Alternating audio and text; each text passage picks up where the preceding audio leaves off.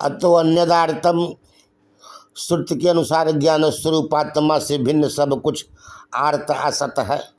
अतो सत्वात् संजायते ज्ञानम, इस गीता वचन के अनुसार सत्व से ही ज्ञान उत्पन्न होता है। जो सत्वादि गुण रहित होगा उसमें ज्ञान सत्ता संभव नहीं। इस गीता वचन से ज्ञात ज्ञान की अनित्यता भी सिद्ध होती है। यह सब कथन स्वरूप भूत ज्ञान से भिन्न वृत्ति ज्ञान के संबंध में ही संगत है। चक्षुरादि इंद्रिय द्वारा प्रसरावस्था को प्राप्त ज्ञान ही अनित्य है। ज्ञान का प्रसर ही उत्पन्न होता है, ज्ञान नहीं। ज्ञान का प्रसर ही उत्पन्न होता है, ज्ञान नहीं। परंतु यह भी ठीक नहीं, क्योंकि निरवयव में प्रसर भी नहीं बन सकता, फैलाव भी नहीं बन सकता। यदि कहा जाए कि ज्ञान सावयव ही है तो यह भी ठीक नहीं, क्योंकि सावयव होने से उसमें अनित्यता ध्रुव होगी।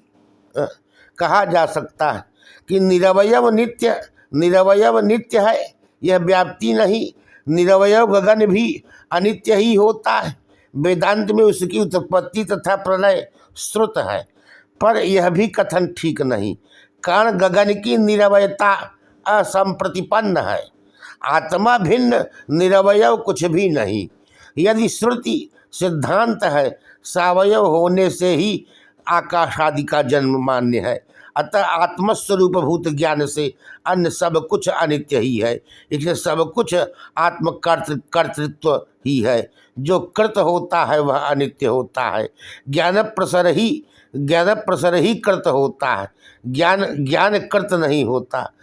यह कहना भी ठीक नहीं, क्योंकि निरवयव नित्य ज्ञान का प्रसर उपपन्न नहीं होता।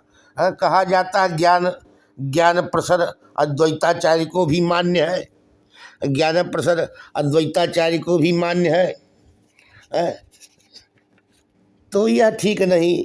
कहते हैं जैसे नाना छिद्र वाले घटोदर स्थित महाद्वीप की प्रभा भिन्न भिन्न छिद्रों के द्वारा प्रसर फैलती, वैसे ही चक्षुरादि करणों द्वारा जिसका प्रकाश वही प्रसृत होता, वही इंद्रिय छिद्र वाले देह में रहने वाला क्षेत्रज्ञ आत्मा।